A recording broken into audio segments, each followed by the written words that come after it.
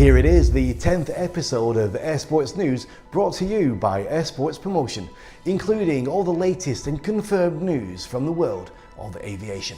I'm Regan Tetlow. Let's see what's waiting for us today. Exactly 2 days ago in Turin, Poland, the 15th Precision Flying Contest in memory of Václav Vajtadek ended.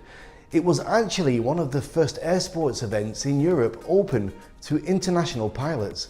The event, including 3 precision flying routes and a landing contest, was held by the Turin Aero Club. 21 athletes competed in 3 types of aircraft. The winner, Michael Vajtadek, collected the least penalty points and won the cup. Krzysztof Vajtadek took second place and Martin Schonz came third.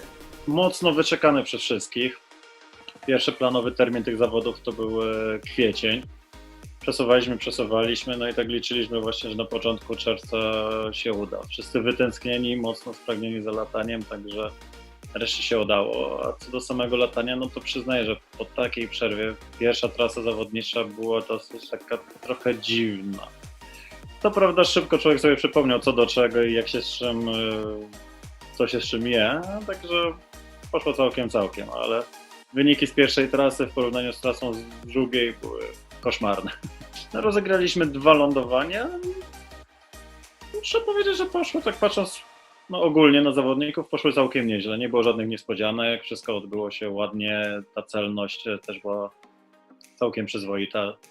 Po niektórych to prawda było widać, że mało treningu, ale generalnie wszystko ładnie, pięknie. Za niecałe 2 tygodnie mamy kolejne zawody imienia Zdzisława Dudzika. Odbędą się tam zaraz na początku lipca w Kikitach. W sierpniu mamy Mistrzostwa Polski w lataniu precyzyjnym, które będą w Łososinie, i we wrześniu, jakoś w połowę września, pamiętam dokładnie, jeszcze zgrupowanie dla kadry rajdowej, żeby właśnie trzymać jeszcze tam nawyki latania rajdowego, które będą nam potrzebne w RPA w przyszłym roku, mam nadzieję. We also have the final results from another competition which took place in Poland. The first hike and fly paragliding event was organised in the Beskidi Mountains, and after 2 days of hiking and flying, the trophy comes to Peter Jurek, who covered the longest distance both on the ground and in the air. And he reached the finish line, which gives him a 50% more in his scoreboard. No to były pierwsze zawody tego typu w Polsce, więc przecierałem szlaki. No, udało się zgromadzić 30 pilotów z całej Polski. Motywacja była duża. Pogoda była w kratkę, więc wymagała i dobrego przygotowania fizycznego i też całkiem dobrych umiejętności parolotowych. Także najważniejsze, że zawody ukończyło 30 pilotów, mieliśmy 30 uśmiechniętych twarzy, więc to był ogromny sukces. Każdy mógł sam wybrać swoją trasę. Zwyciężał ten, kto pokonał największy dystans, najdalej oddalił się od startu i wrócił z powrotem w to samo miejsce. Plany są, organizujemy na pewno. Zobaczymy, czy w takiej samej formule, czy może troszeczkę będziemy modyfikować formułę, ale na pewno Hike and Fly w Beskidzie Wyspowym odbędzie się znowu w przyszłym roku. Poland is on the front line with getting out of this crisis and organising air sports events one after another. Fans of AEROMODELLING should be ready for a great event which starts this Saturday in Porsche City. The 10th ESA Air Combat Battle will be divided into 2 categories: World War I and World War II airplanes. During combat flights, each model has a special ribbon attached. Precision, tactics and luck are what counts during the flights. The planes fight one at a time, and points are calculated for the duration of the flight, cutting the opponent's ribbon and self-protection. Quite often there are collisions which are usually accidental and very spectacular. So while there are still no international sailplane events in the calendar, glider pilots are training hard to stay current, keeping their flight experience on the highest possible level. Lukas Wojciech from Poland reported a few days ago that he flew a distance of 1,060 kilometers, which is actually the longest glider flight in Polish history. Lukas set this record flight on the ASG-29 glider, and he spent more than 10 hours in the air. So there's no better way to train for next year's Sailplane World Championships in Stendal than making record flights. But what about glider aerobatic pilots? I asked this and more questions to the legend in this category, Italian Luca Bertossio. Tell me, what have you been doing these last 3 months, stuck at home? It was one of the most horrible moments of my life because, you know, for a pilot being locked down like this and not being able to fly, especially fly aerobatics, it's just a nightmare. So anyway, I spent a lot of time on simulators because up today we really have good simulators and big chances to improve our skills, even if we are not flying in some different, let's say, contests. But it's very useful. I really suggest them all.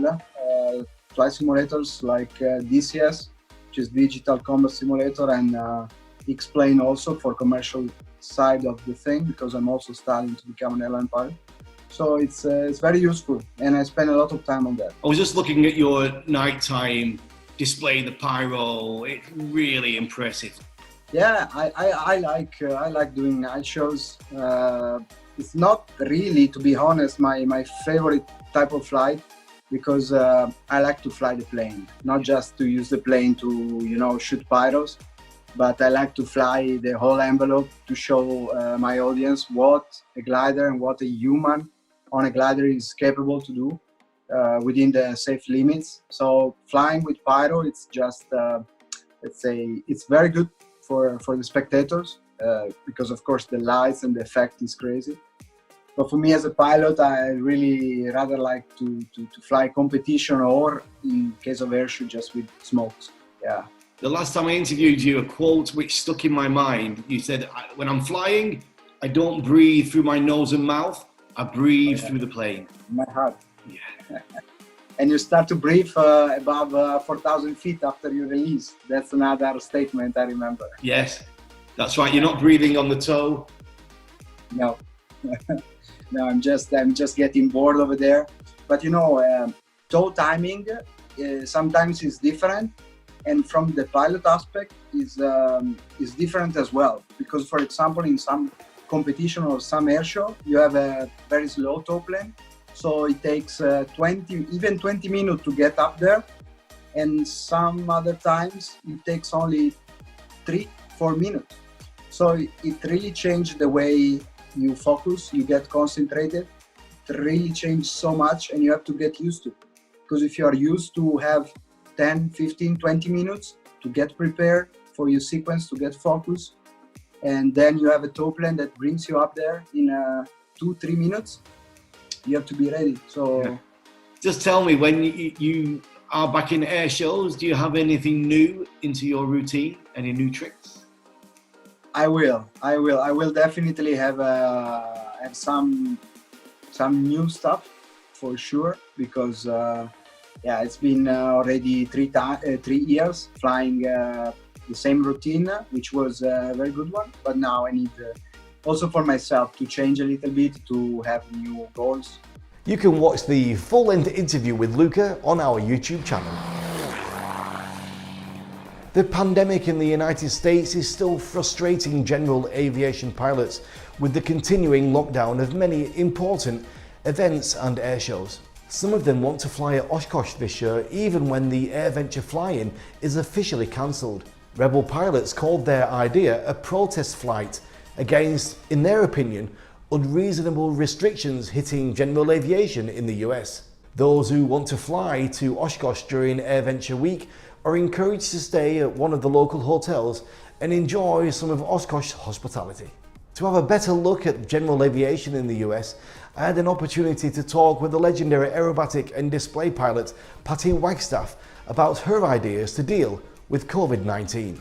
So tell me what's going on right now down in Florida. You've got your training school there. Yeah, we do. Right now it's pouring rain. It's coming down in torrents, but I think it'll get better. It's just scattered stuff, so typical summer. We do actually. We have one student here today who's doing pit spin training in his own pits with one of our instructors, and we stay busy. All the air shows are canceled for the year so far, and just waiting to see what's going to happen. And yeah, and I'm working on a lot of projects that I have going on. So. Yeah, the air shows, everybody we're speaking to is in the same boat. Your air show is absolutely phenomenal. Everybody talks about it, 5-star ratings. Any idea when you're going to be back? No, I think my next show is supposed to be in September. I haven't heard the official word yet, whether they're going to be in Kansas City. It's a great air show. I just don't know, you know. And I think even the shows that want to continue, I think they're probably going to have a hard time with the municipalities and the cities, and things are starting to heat up again. And we're all sort of, you know, just waiting to see. We reported on your video training. Tell me a bit about that. Oh yeah, thank you for that. I sent that along to Sporties. They were really excited. So that's one of the projects I've been working on, actually having to stay home. And the introduction to aerobatics, it's an hour, maybe 15 long, all about everything to do with aerobatics, the history of aerobatics, where you can see it, what the different types of aerobatics are, you know, air show flying or competition flying. And our next video that we're producing now is going to be loops, rolls, and spins and how to fly them. So it goes into depth on all those maneuvers and how to do them for both airplanes with inverted systems and airplanes without inverted systems, like for an RV, let's say. One of the early lessons to learn is that you were always a student, all the way through your career. Always a student, yeah, and that's a great way to look at it. Always a beginner. You know, we have that little sticker, Roshi Suzuki, the Zen teacher, master, about beginner's mind. You know, if you're have a beginner's mind about everything that you do. We encourage people here, especially, to come with no expectations. Don't read anything. Don't study anything, just come, then read later. You know, just be open-minded.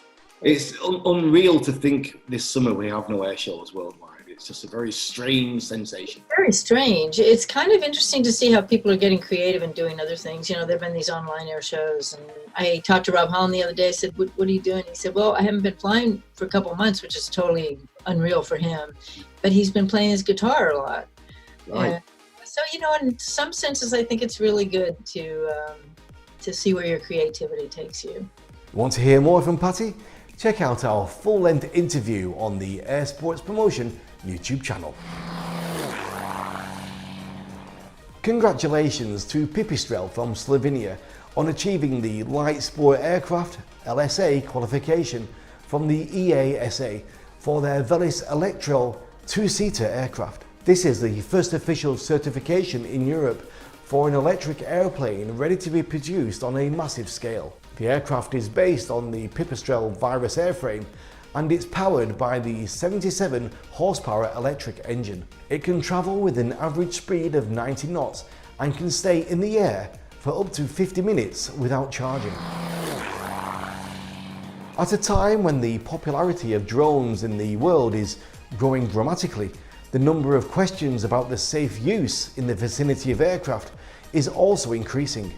The Lecter web portal has just presented a video showing the effects of a drone collision with a AN2 biplane. The test results only appear to be small at first glance, but authors of the project point out that for lighter aircraft and jet-powered aircraft, drones are a deadly threat.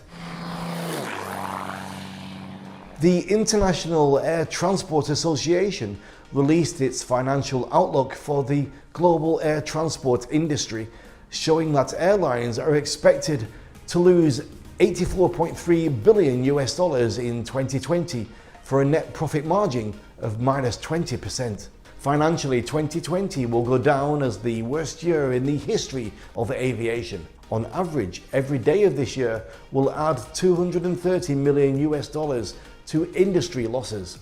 Alexandre de Juniac, CEO of EATA, said that the worst of the collapse in traffic is likely behind us, and getting people safely flying again will be a powerful economic boost. Good news comes from Iceland. The Paragliding Open Cross Country 2020 is taking place there from today until Sunday. The starting place is Mount Bufell, the well-known launch ground in the south of Iceland. It is a 669-meter table volcano. More than 60 pilots registered to start in this interesting event, but many of them have had problems travelling to Iceland due to the air transport lockdown over Europe. Organisers stated that more than 10 pilots are competing right now in the contest. Now let's check out our hero of the week.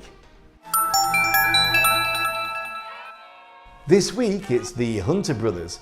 90 years ago, on June the 11th, 1930, the four Hunter brothers began their journey to break the world record for duration in an airplane with a flight that was to last an incredible 23 days. John and Kenneth were the pilots of the record plane, the City of Chicago, while Albert and Walter worked as the refueling crew in the Big Ben airplane. Together, they remained airborne for 554 hours on a distance equivalent to 1.5 times around the world. Happy birthday to the legendary Cessna 172. 65 years ago, on the 12th of June 1955, the Skyhawk completed its first flight, and since then has arguably become the brand's best-selling training and tourist aircraft ever produced. Till today, more than 55,000 of this model have been built, and it is still in production.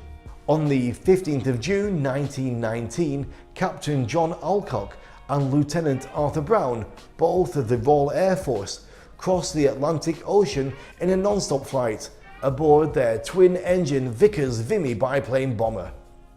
This was the first successful non-stop transatlantic crossing by air. On the 15th of June 1892, Keith Park was born. He was a New Zealand soldier, First World War flying ace, and Second World War Royal Air Force commander. On August the 17th, 1917, he shot down 4 enemy aircraft in a row. On the 20th of June 1951, the Bell X-5 took its first flight. It was the first aircraft capable of changing the sweep of its wings in flight. It was inspired by the untested Nazi Messerschmitt aircraft.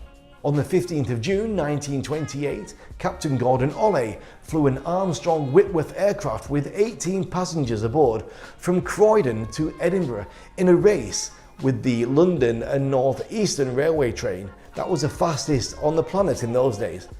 Unfortunately for the railways authorities, the aircraft won with an average speed of 95 miles per hour. That's it guys, the first season of Air Sports News is a wrap. But stand by for more cool stuff coming your way in season 2. I'm Regan Tetlow and I'm really looking forward to seeing you back here again next week. If you have any comments or questions, you can write to us at news@airsportspromotion.com or get in touch with me directly on Twitter. So stay safe and as always, keep your eyes on the skies.